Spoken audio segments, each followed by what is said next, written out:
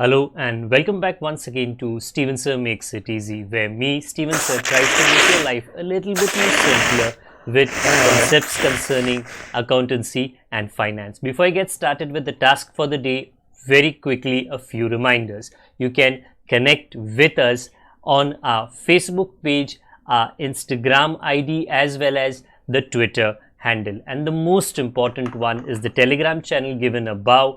If you have not installed Telegram on your mobile phone and you are a subscriber of the channel, it's my request, please get connected to the Telegram channel above, join it, so that this particular Telegram channel is used for official communication to inform you, to update you about the lectures that will be premiered the next day, as well as the most important thing, the PDF of the question and answer, whatever is coached and tutored on this particular platform will be shared at the end of that particular chapter, so that you can download it and use it for your future reference basis.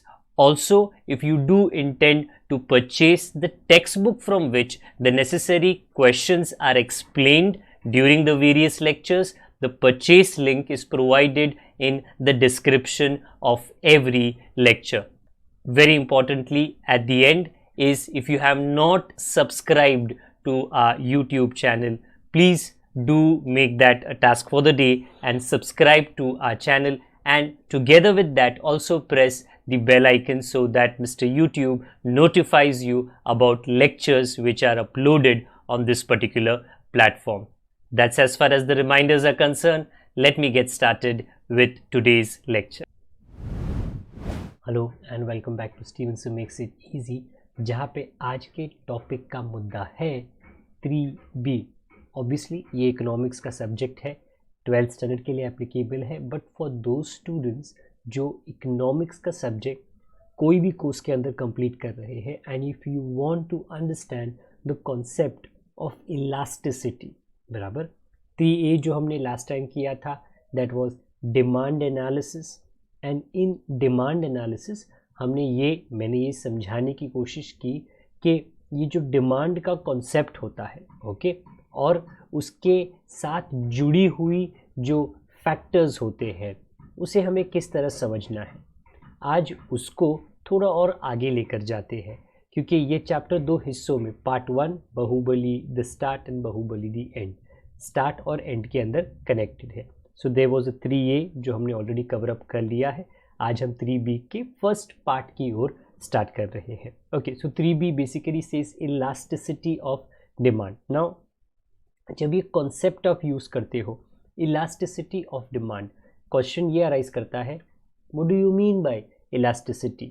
Well, मेरे पीछे हमेशा की जैसे थोड़े ऊपर दिया गया है, द इलास्टिसिटी ऑफ डिमांड या रिफर्स टू द डिग्री। ये बहुत इंपॉर्टेंट है क्योंकि अभी थोड़ी ही देर में हम 3 types of elasticity of demand पढ़ेंगे, और उसके अंदर ये जो डिग्री होता है, बराबर, थोड़ा यहाँ पे जब फोटोग्राफर फ़ोटो लेने की कोशिश कर रहा है और अगर वो जेन्युइन फोटोग्राफर है, उसे पता है कि फ़ोटोग्राफी किस तरह किया जाता है, he will not just click a photograph like many of us amateurs with a mobile camera do, but वो थोड़ा नखरा ज़रूर करेगा। जो सब्जेक्ट उसके सामने है, मतलब जो कैंडिडेट उसके सामने है, to get that perfect angle, वो ज़रूर बोलेगा सर थोड़ा इधर डिग्री, 2 डिग्री, थोड़ा नीचे, थोड़ा ऊपर, दैट मीन्स डिग्री। फ़र्क कितना आ रहा है of responsiveness of quantity demanded. What does quantity demanded mean? कोई भी बाज़ार में जो प्रोडक्ट अवेलेबल है वो आइसक्रीम हो सकता है, वो बच्चों के लिए खिलौने हो सकते हैं, वो खाने का सामान हो सकता है, वो होता है quantity demanded. To a change in its price और any other factor. So elasticity of demand का मतलब क्या होता है? वो बदलाव जो डिमांड में आता है, कोई भी चीज़ जो हम डिमांड करते हैं, जैसे कोविड के समय the demand for what sanitisers एकदम से बढ़ गया। उसके पहले ज़्यादा लोग सैनिटाइजर्स या तो जानते भी नहीं थे या इस्तेमाल नहीं करते थे, मास्क जानते नहीं थे, या इस्तेमाल बहुत कम या कम कैटेगरी के लोग करते थे। एकाएक जो डिमांड है उसका बढ़ गया. So that is the change in demand. उसके अलावा connected to the Covid phase there are multiple other things, medical equipment, there are certain medicines जिसका डिमांड एकाएक इंक्रीज हो गया.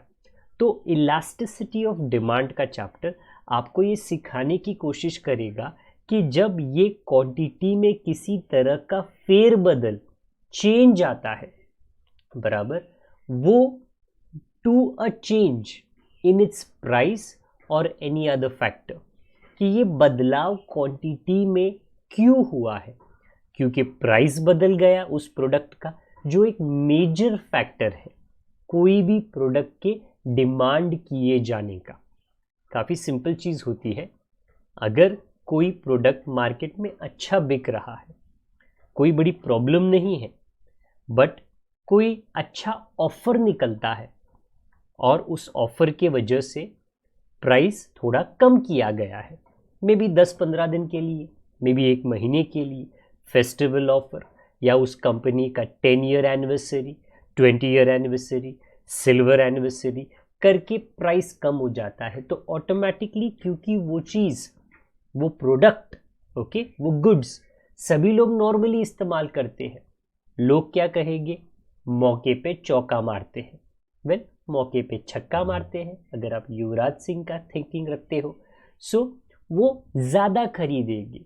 वो रिलायंस की दुकान में या बिग बाज़ार की दुकान में या the very famous D mart की दुकान में जाएंगे, अरे सस्ता हो चुका है, चलो ज़्यादा डिमांड करते हैं. जब तक प्राइस एक लेवल का था, वो एक लेवल की चीज़ें डिमांड करती थी. जैसे ही प्राइस थोड़ा सस्ता हो गया, उन्होंने, क्योंकि ये चीज़ इस्तेमाल होगा ही, हम अगर घर पे इसको रखेंगे खराब नहीं होने वाला है, ये काम आएगा, या इसका एक्सपायरी का टाइम है 1.5-2 साल, तो कोई प्रॉब्लम नहीं है, बट ये मौका दोबारा कहाँ मिलेगा, डिमांड कर लेते हैं, खरीद लेते हैं. तो इलास्टिसिटी ऑफ डिमांड ये आपको समझाने की कोशिश करेगा.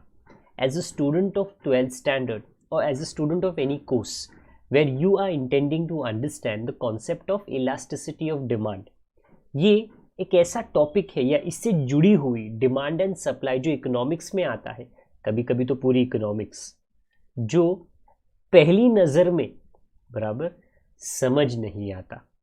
यू सी, प्यार की इंडस्ट्री अलग है, जहाँ पर ये डायलॉग के पहली नज़र में ऐसा क्या जादू तूने कर दिया, बराबर, वहाँ पर अलग ही मूड क्रिएट होता है. यहाँ पर वो मूड बिल्कुल क्रिएट नहीं होता.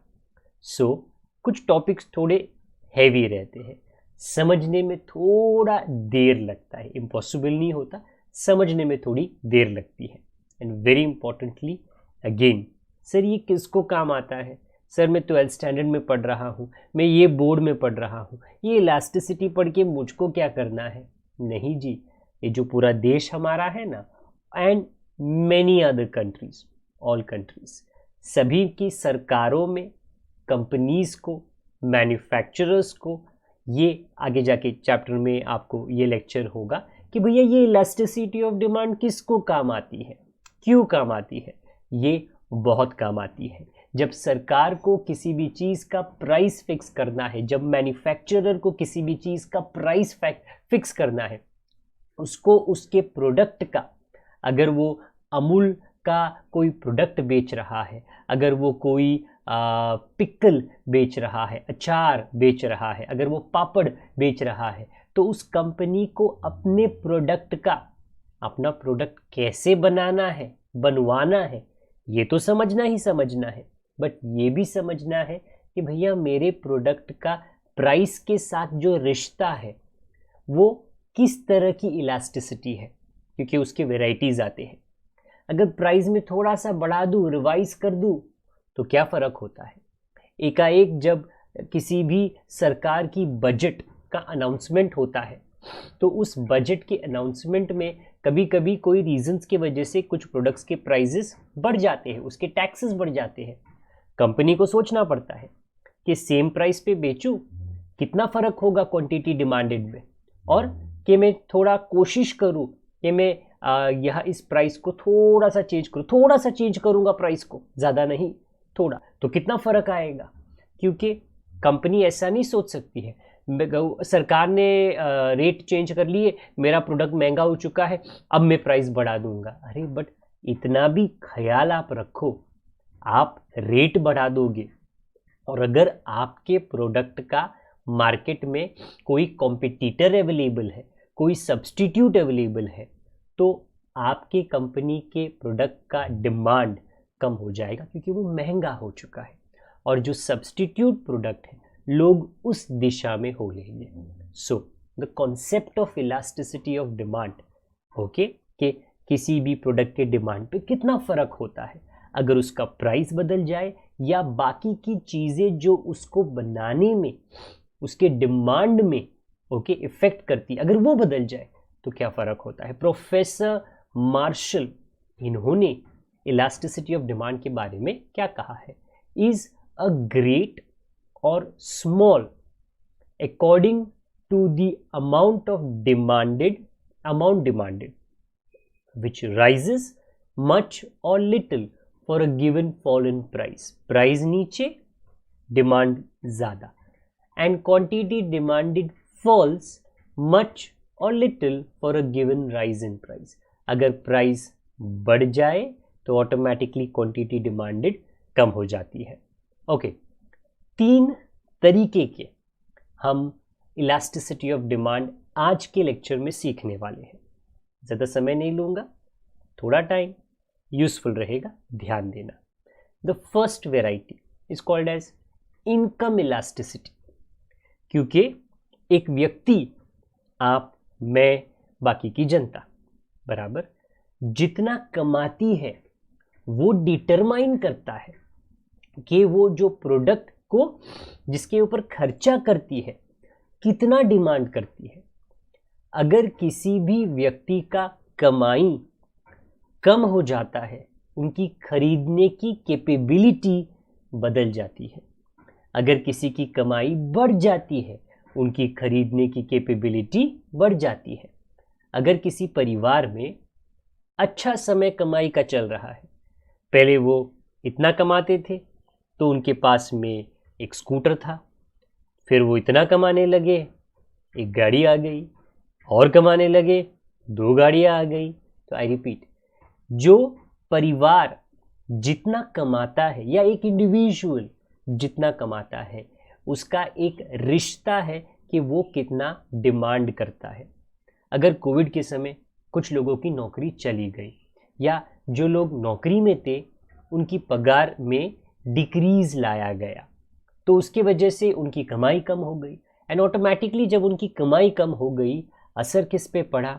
वो जो कमाते हैं या वो जो खर्चा करते हैं इसके ऊपर, जो चीज़ें वो खरीदते हैं उसमें उन्होंने सोच लगाया कि मैं ये थोड़ा कम खरीदूंगा या ये चीज़ ज़रूरत का मेरे लिए नहीं है, मैं अभी क्योंकि मेरा पगार कम हो चुका है मैं नहीं खरीदने वाला। पहला है इनकम इलास्टिसिटी, दूसरा cross elasticity, and the third price elasticity.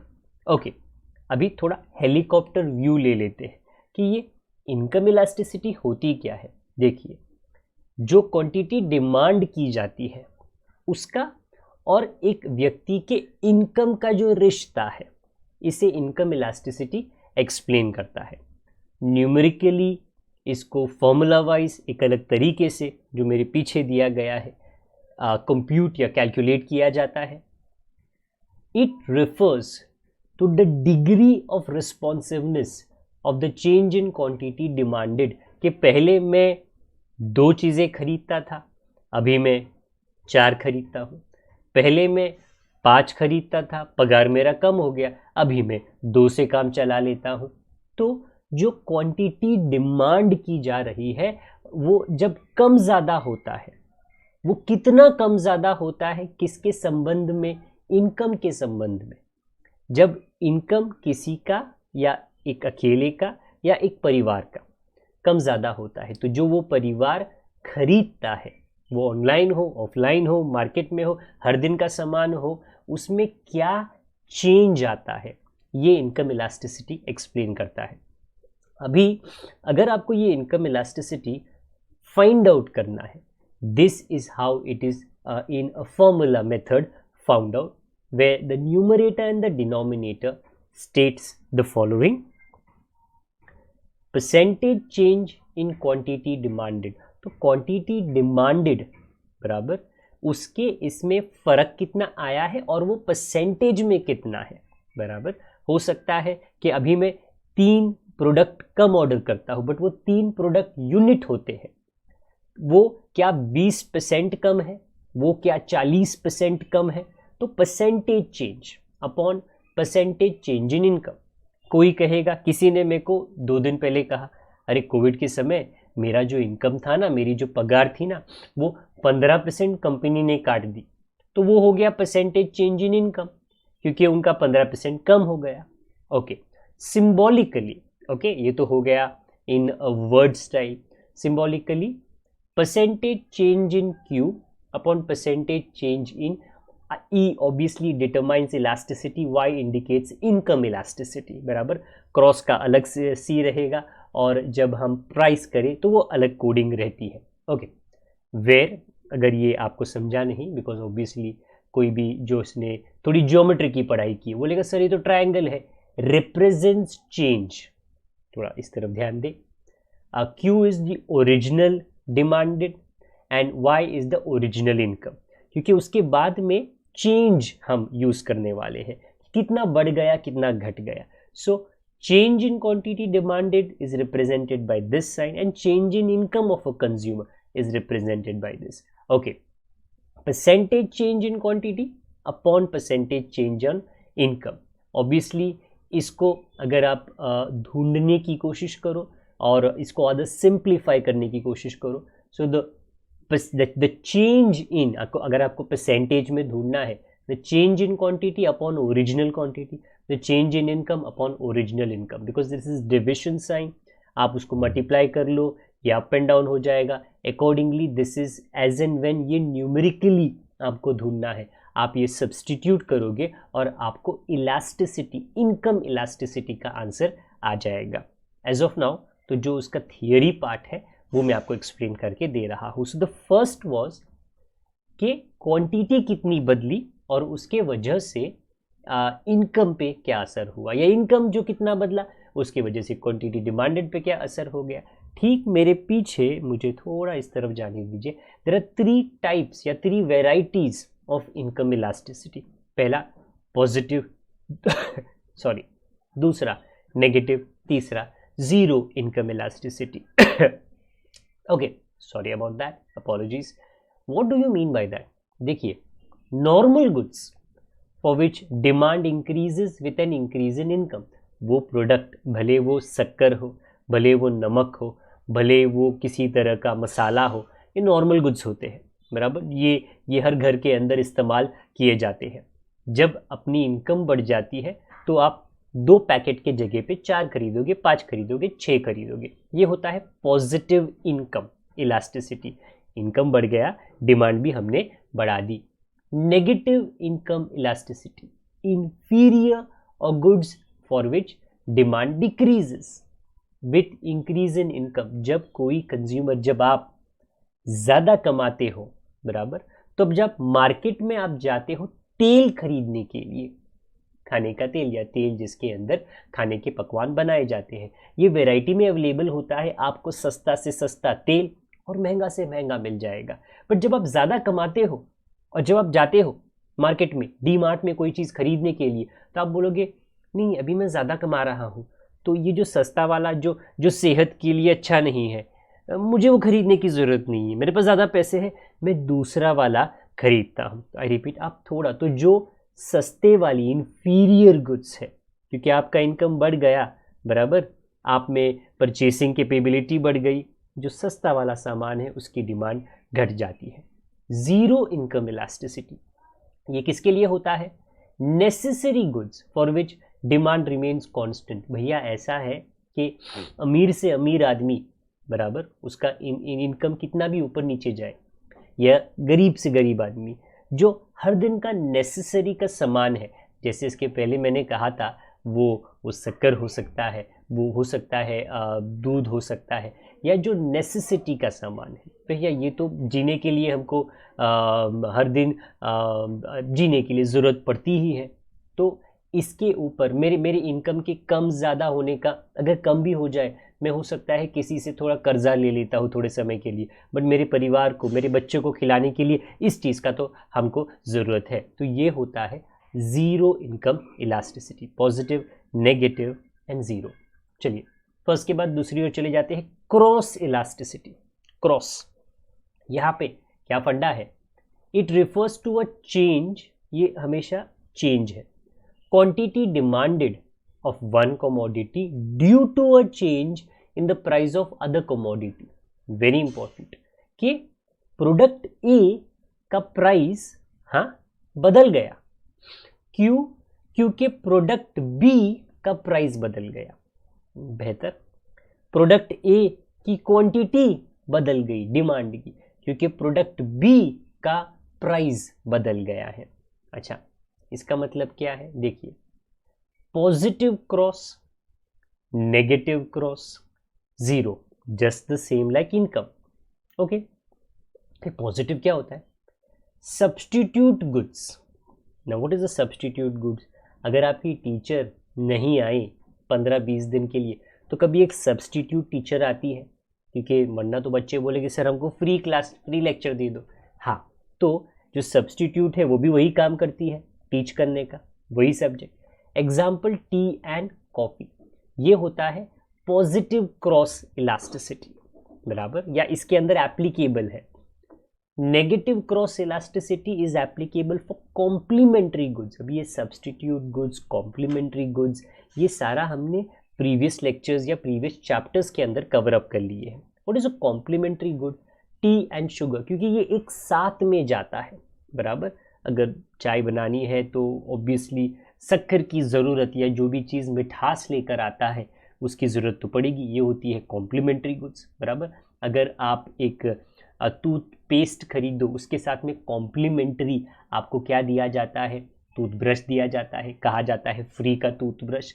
So there are multiple चीज़ें, जब आप साबुन खरीदो उसके साथ में कोई चीज़ कॉम्प्लीमेंट्री, या किसी तरह की शैम्पू आपको कॉम्प्लीमेंट्री मिल जाती है। हाँ, ज़ीरो क्रॉस इलास्टिसिटी कहाँ पे होता है, नॉन रिलेटेड गुड्स में, कि भैया ए का क्वांटिटी बढ़ गया, हाँ, तो बी का प्राइस कम हो गया, अरे बट उनके बीच में कोई संबंध ही नहीं है।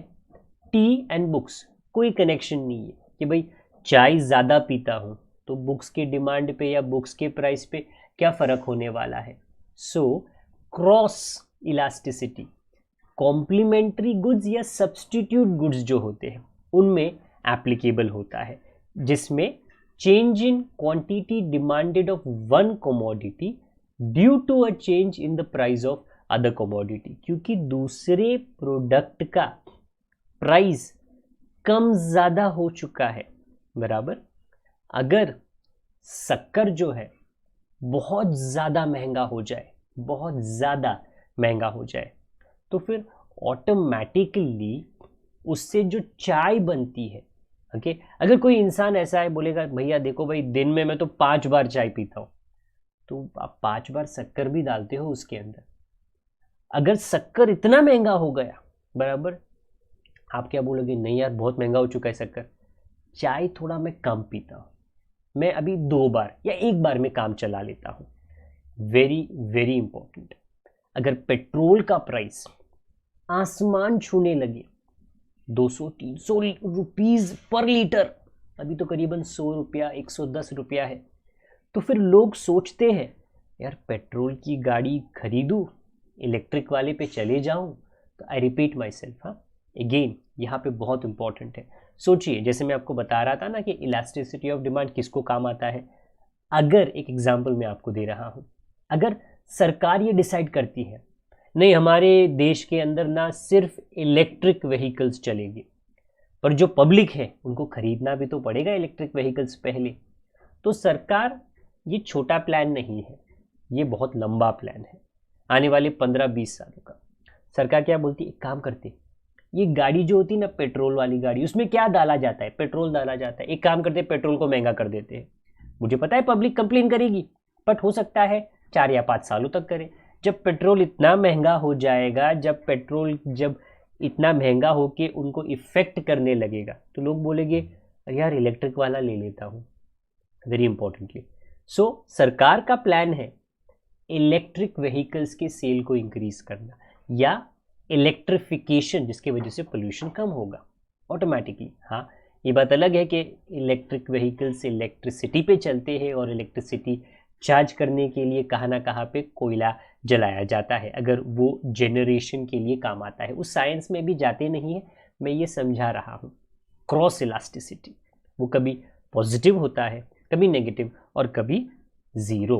Okay, the last thing, price elasticity. इस पर थोड़ी चर्चा हम कम करेंगे। अच्छा, अगर मैं भूल गया तो मैं ये वापस पढ़ लेता हूँ।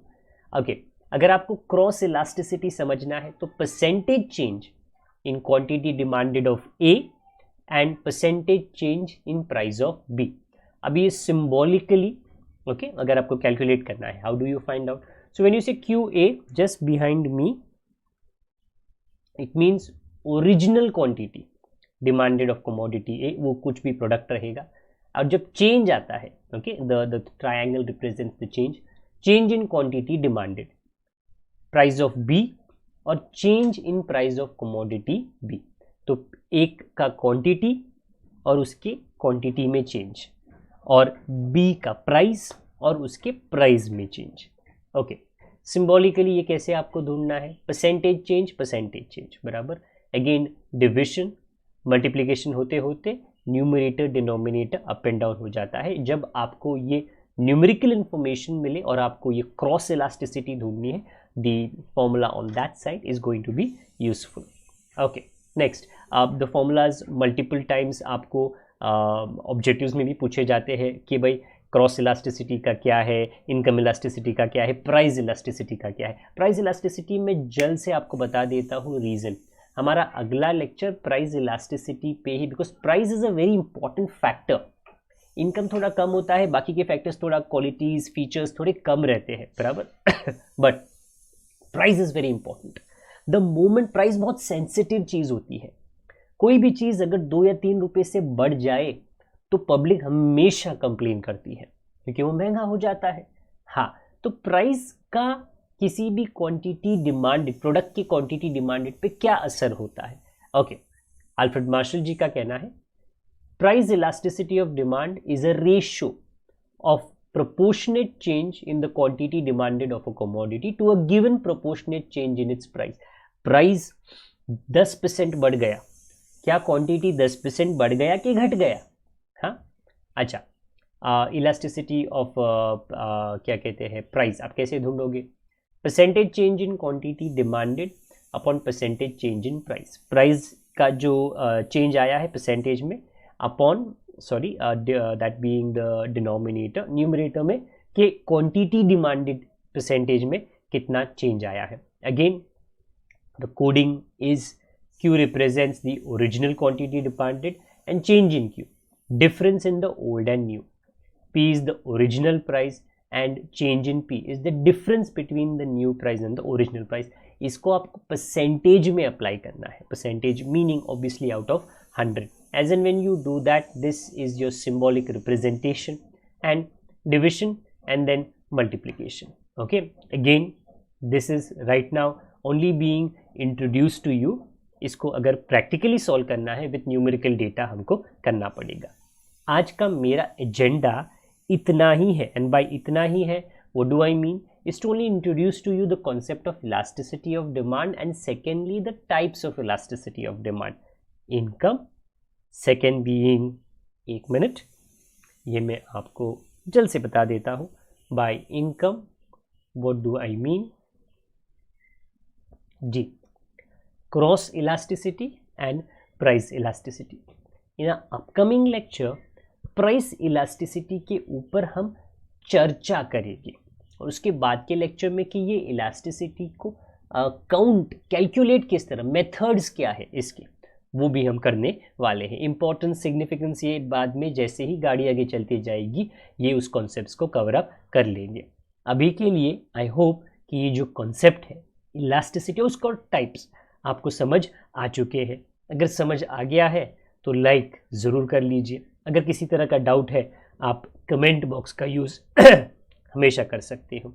उसके अलावा आप अगर नए हो सब्सक्राइब ज़रूर कीजिए, और अगर आप पुराने हो तो शेयरिंग हमारे लेक्चर वीडियोस के लिंक का दूसरों के साथ में ज़रूर करें। अभी के लिए टाटा का समय आ चुका है, क्योंकि मैं ज़्यादा टाइम आपका नहीं लेना चाहता हूँ। जब तक मैं आपको दोबारा ना मिलूँ, आप अपना ख्याल रखिए, बड़ों का, छोटों का, परिवार वालों का, सभी का ख्याल रखिए। Good day to all of you. God bless. Bye for now.